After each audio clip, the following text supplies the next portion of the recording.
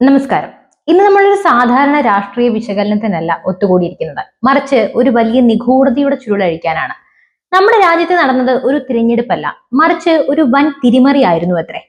ഈ ഞെട്ടിക്കുന്ന സത്യം പുറത്തു കൊണ്ടുവന്ന ആ മഹാപ്രതിഭയെ നിങ്ങൾക്കറിയാം. സാക്ഷാൽ ഡിറ്റക്റ്റീവ് പപ്പുമോൻ. അതെ, മാസങ്ങൾ നീണ്ട ഗവേഷണങ്ങൾക്കും കണക്കുകൾ കൂട്ടിക്കഴിച്ചതിനും ശേഷം അദ്ദേഹം ഒരു ഫയലുമായി നമ്മുടെ മുന്നിൽ പ്രത്യക്ഷപ്പെട്ടിരിക്കുകയാണ്. ആ ഫയലിൽ എന്താണെന്നല്ലേ? ഇന്ത്യയുടെ ജനാധിപത്യം അതിക്രൂരമായി കൊള്ളയടിക്കപ്പെട്ടു എന്നതിന്റെ തെളിവുകളാണ്. കേൾക്കുമ്പോൾ തന്നെ നല്ല രോമാഞ്ചം വരുന്നില്ലേ?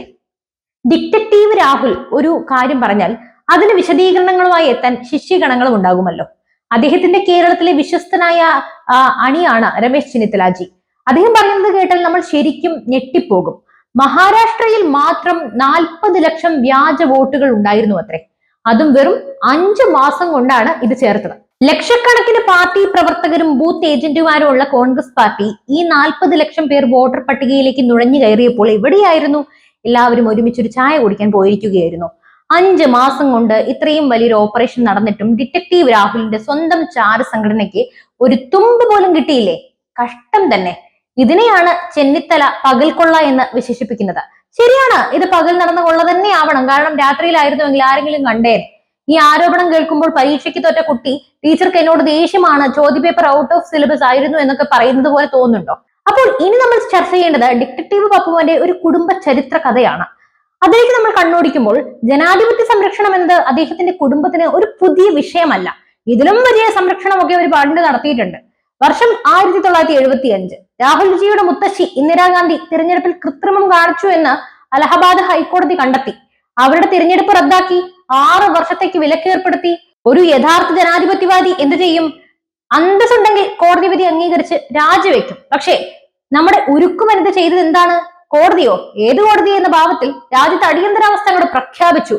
അതാണ് യഥാർത്ഥ ഗൂഢാലോചന. സഞ്ജയ് ഗാന്ധിയും ഇന്ദിരാഗാന്ധിയും ഒരുമിച്ചിരുന്ന് ഗൂഢാലോചന നടത്തിയതിന്റെ ഫലമാണ് പിന്നീട് ഇന്ത്യ കണ്ടത്. ഇന്നത്തെ ആരോപണം വോട്ടർ പട്ടികയിൽ കൃത്രിമം, അന്നത്തെ യാഥാർത്ഥ്യം കോടതി വിധിയിൽ കൃത്രിമം നടത്താൻ ശ്രമം.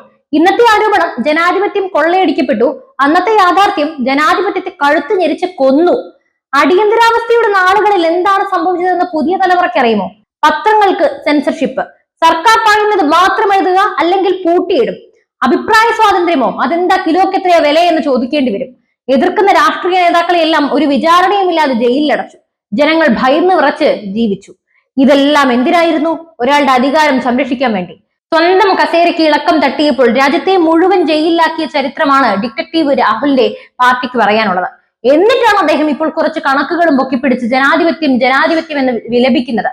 സ്വന്തം കണ്ണിലെ തടിയെടുക്കാതെ മറ്റുള്ളവരുടെ കണ്ണിലെ കരടെടുക്കാൻ ശ്രമിക്കുന്നത് പോലെയില്ലേ ഇത്? തോൽവിയുടെ പുതിയ അടവ് എന്നും ഇതിനെ വിശേഷിപ്പിക്കാം. സത്യം പറഞ്ഞാൽ അധികാരം എന്നേക്കുമായി കയ്യിൽ നിന്ന് പോയി എന്ന് തോന്നുമ്പോൾ പുതിയ അടവുകൾ ഇറക്കുക സ്വാഭാവികമാണല്ലോ. അത് ഇവർക്ക് പണ്ടേ ഉള്ളതാണ്.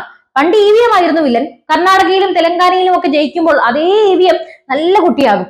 ലോക്സഭയിൽ തോൽക്കുമ്പോൾ അത് ചീത്ത കുട്ടിയാകും.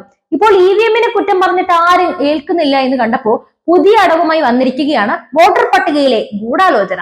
ഇതൊരു തന്ത്രമാണ്. സ്വന്തം നേതൃത്വത്തിന്റെ പരാജയം മറച്ചുവെക്കാൻ ഒരു കാരണം കണ്ടെത്തുക.